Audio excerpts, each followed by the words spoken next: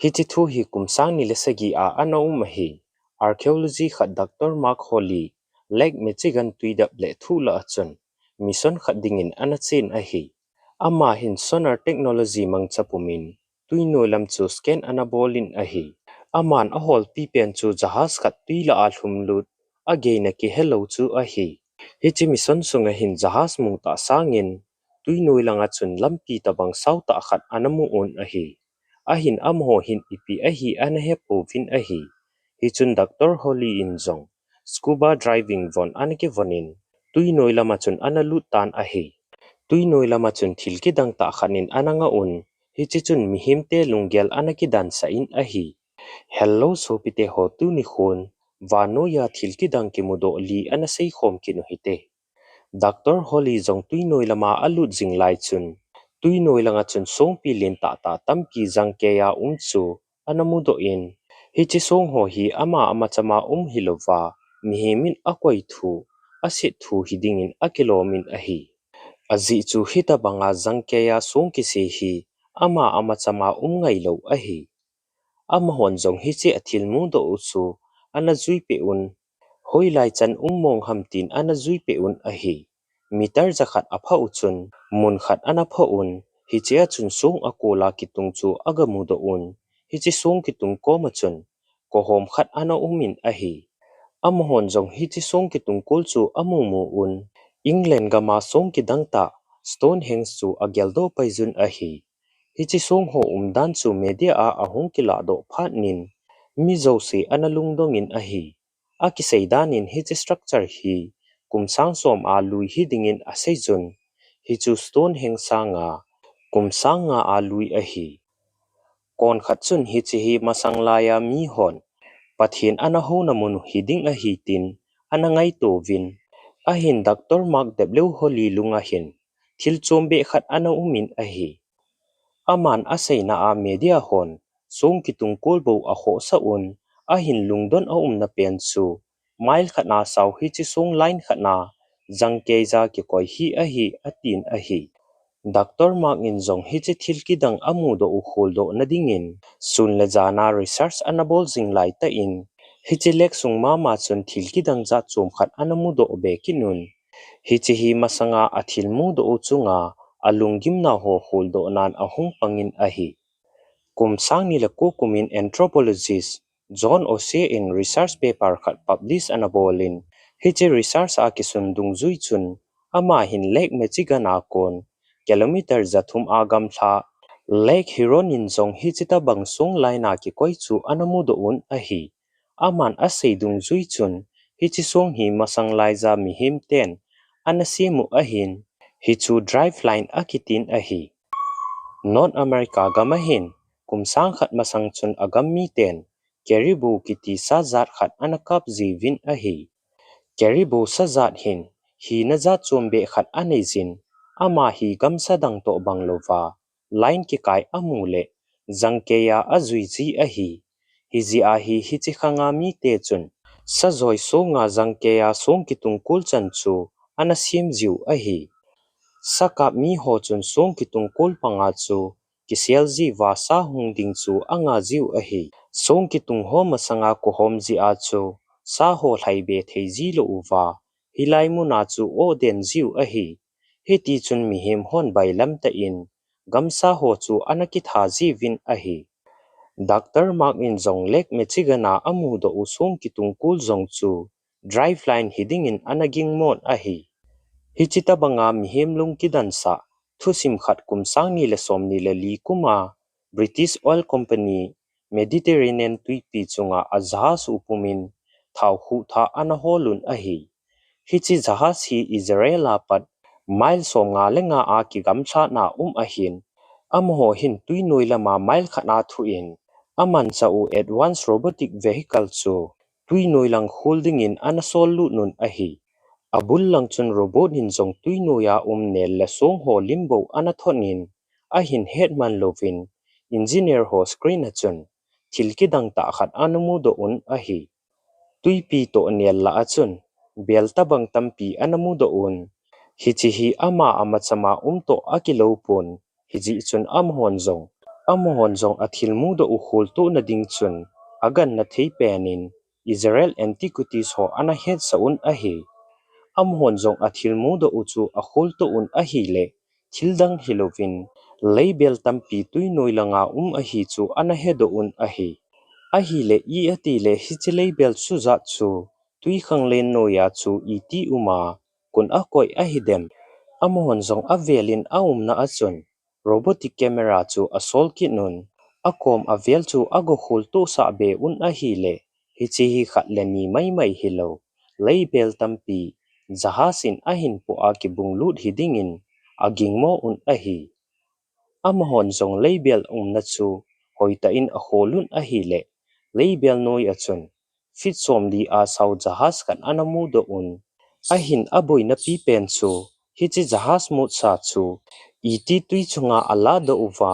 kumizan alui hamti he do ding hi ahi IAA in zong hichi company to chun anaki tho khomin hichi thil asebai ho bit ke cha la do theina ding robotic vehicle khat tui noi lama chun anasol lu nun achai nan label tui noi lama chu phabip ahin la do un ahi lungdon na pen chu hichi label sunga chu masanga anaki koi thillelo ana na lai zin ahi researcher hon hichi hi masang laya olive thau muchi chi vo ahi lo le zu ki pu na hiding in gin mo na nasata ana nei zun ahin adi chat ana he do zo po vin ahi ahin hichi label chu carbon dating abolun ahi le result hung do chun mi zo si ana lungdon sa in ahi hichi label hi kumsang thum le zathuma lui ahin tu ni chana tui khang len noi lama thilki mudo hola a jahas lui pen ahi tan ahi